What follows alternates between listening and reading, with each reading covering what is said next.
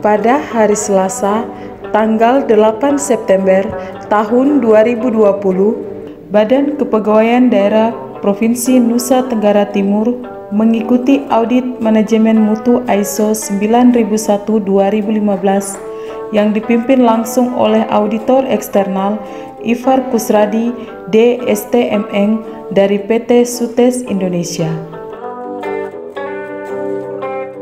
Kegiatan yang berlangsung di ruang rapat BKD tersebut bertujuan untuk membuktikan kemampuan BKD dalam menyediakan layanan kepada masyarakat secara profesional dan taat asas berdasarkan standar lembaga sertifikasi internasional. Rangkaian kegiatan audit dimulai dengan open meeting yang dihadiri oleh Kepala BKD Henderina S. Laiskodat SP MSI dan seluruh ASN di lingkup Badan Kepegawaian Daerah Provinsi NTT. Pada kesempatan itu, Ifar secara ringkas menjelaskan tentang ruang lingkup, metode, persyaratan sertifikasi manajemen mutu ISO 9001-2015, kategori temuan dan jadwal audit. Acara dilanjutkan dengan wawancara, pemeriksaan dokumen, dan uji petik. Secara bergiliran, Ifar mewawancarai Kepala BKD Henderina S. Laiskodat SP MSI, disusul pejabat administrator dan pengawas dari masing-masing bidang dan sekretariat. Para pejabat pelaksana pun ikut terlibat mendukung kelancaran proses audit dengan menyiapkan semua dokumen yang dibutuhkan. Kebijakan Badan Kepegawaian Daerah ada dua, sesuai dengan indikator kinerja utama. Yang pertama, presentasi formasi jabatan sesuai kualifikasi dan kompetensi. Yang kedua, terlaksananya lelang jabatan terbuka dan akuntabel untuk eselon 4, 3, 2, dan 1 di lingkup pemerintah Provinsi NTT.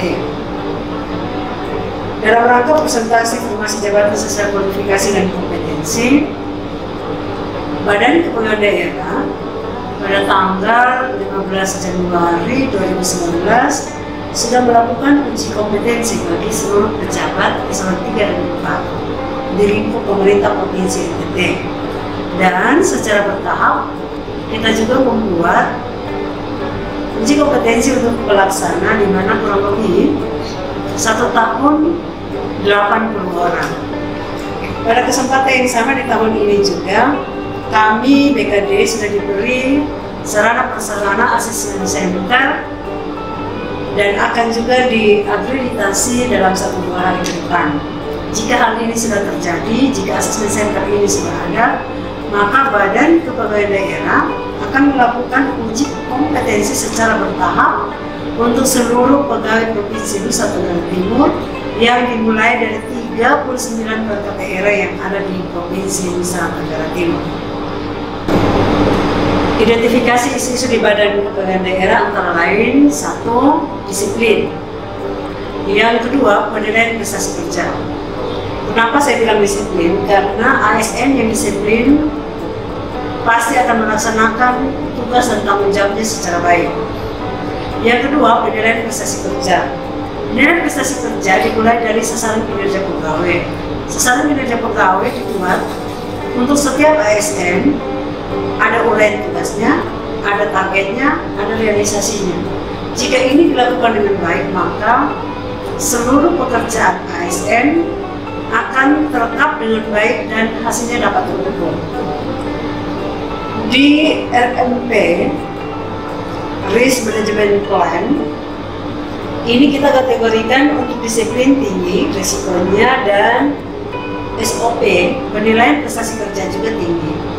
Mengapa demikian? Karena jika disiplin tidak kita lakukan, maka berdampak pada kinerja, dan ini berdampak pada output, outcome, benefit, dampak dari satu organisasi. Apabila seluruh ASN di Badan Kepegawaian Daerah Provinsi Nusa Tenggara Timur bekerja dengan baik sesuai dengan SKP, rencana kerjanya, target dan output, maka seluruh hasil yang diperoleh dari setiap ASN targetnya akan tercapai. Kinerja di sini dimaksudkan agar masing-masing berkreatif dan berinovasi. Semakin hari, semua ASN melakukan kerjanya dengan peningkatan. Peningkatan dimaksudkan agar hasil kerja yang diperoleh semakin hari semakin baik. Dan di zaman sekarang, tuntutan peningkatan ini dilakukan untuk setiap ASN harus berinovasi. Kenapa berinovasi? Karena semakin kita berinovasi membuat perubahan ke arah yang lebih baik, maka hasil dari satu organisasi akan lebih baik. Ini sudah bisa dibuktikan bahwa daerah-daerah yang berinovasi, indeks inovasinya tinggi, hasilnya akan dapat terlihat. Silakan Pak. Baik, terima kasih Pak Ibu.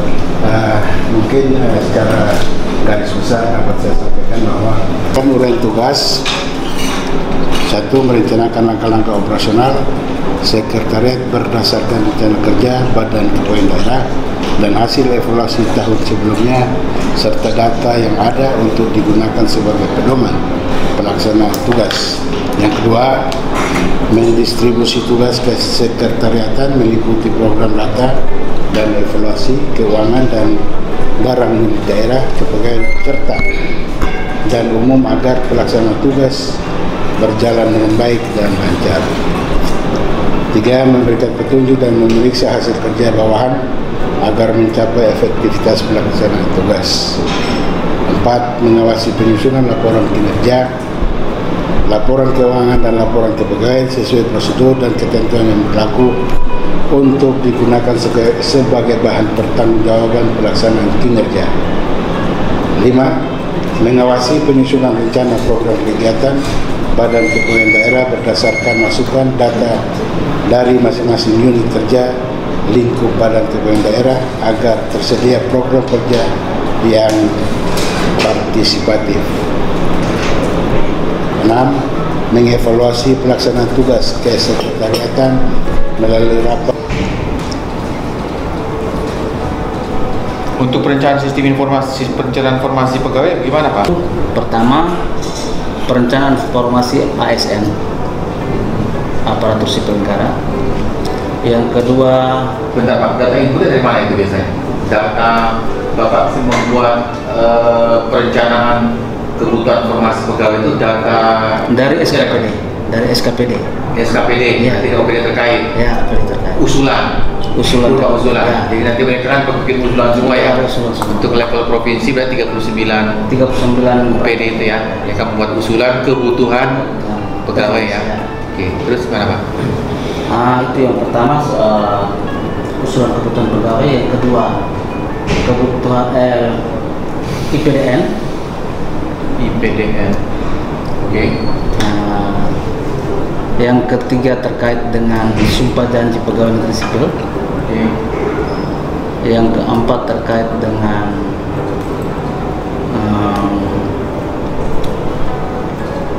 tenaga honor dan tenaga kontrak.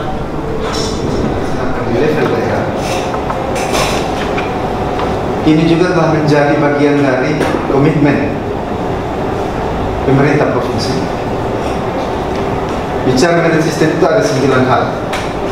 Dia bicara mulai dari rekrutmen sampai dengan pensiun. Dalam memilih seorang pejabat pimpinan tinggi pertama sekelas kepala dinas. Itu kami lakukan sesuai faktor eksternal yaitu merit system tadi. Kami lakukan seleksi terbuka. Pengertian terbuka di sini adalah kita memberikan kesempatan kepada semua. Sudah mengenai sulitnya penyiapan secara real time data pensiun. Ini kenapa sulit data pensiun secara real time? Tahun. Ya. Kalau untuk JBT sama fungsional tertentu itu 60 tahun, malah bisa sampai 65 tahun. Di SAPK itu sudah bisa kelihatan Pak, dari tahun kelahiran itu kita sudah bisa memilah.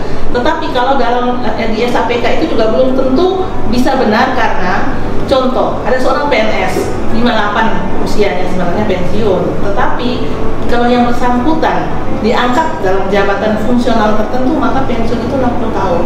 Maka dia bertambah 2 tahun lagi untuk menjadi PNS. Ya, problemnya kalau dari informasi yang ada, kenapa kabupaten kota ini belum ada yang melakukan? Apakah keseluruhan atau seluruh kabupaten kota atau Baik Bapak, kami menjawab terkait pertanyaan ini. Dari hasil identifikasi kita ke kabupaten kota, dari 22 kabupaten kota yang sudah melakukan itu, sebagian besar sudah untuk muskapnya. Yang belum itu terkendala karena masalah internal kabupaten kota. Lalu yang karena fungsi provinsi adalah fungsi koordinasi dan sebagai perpanjangan tangan pusat menyelesaikan urusan-urusan organisasi tingkat bawah, fungsi koordinasi ini selalu kami jalankan untuk penyelesaian dalam rangka pembentukan organisasi di tingkat kabupaten dan kota. Demikian.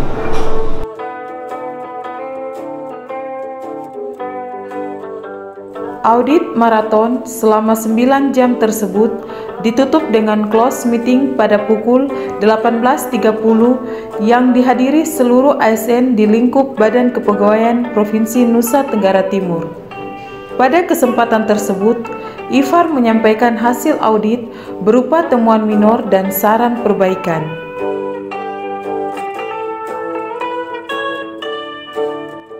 Beberapa poin temuan minor yang disorot IFAR agar mendapat perhatian khusus antara lain terkait penulisan laporan temuan audit internal, rapat tinjauan manajemen, pengelolaan arsip fisik dan digital, dan sosialisasi standar operating procedure atau SOP.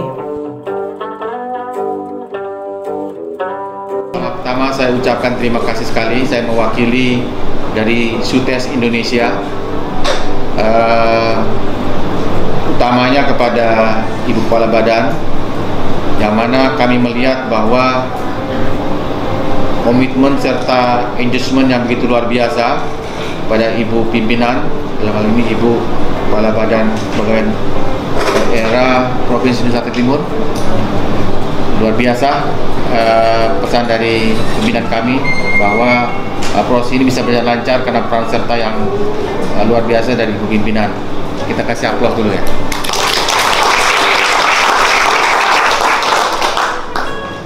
Selanjutnya saya juga ucapkan terima kasih pada Bapak Ibu yang menjadi objek audit pada hari ini.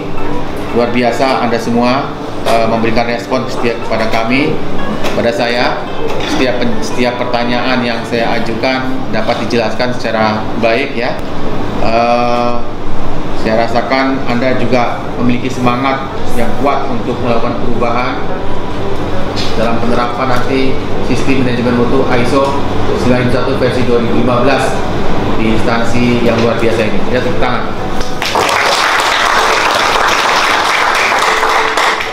Baik, Bapak Ibu sekalian, saya akan membacakan ya beberapa catatan saya terkait dengan hasil audit pada hari ini. Berita baiknya adalah saya tidak menemukan temuan major pada hari ini ya. Ya, jangan sampai salah ya. Oke, kita akan tersertifikasi sebagai standar ISO 91 versi 2015 ya. Ya. Kemudian sebagai kampanye representatifnya ini Ibu Hendrina Eslaikodat sebagai koordinator mutu. Ya. Seperti disampaikan IFAR, sertifikasi ini akan berlaku selama 3 tahun. Selama periode tersebut, auditor akan terus memantau. Jika layak, maka resertifikasi akan dilakukan pada tahun keempat, yaitu tahun 2024. Dengan leadership yang kuat dan komitmen bersama untuk terus meningkatkan kualitas layanan kepegawaian, tentu BKD bisa menjawab tantangan tersebut. Profisiat.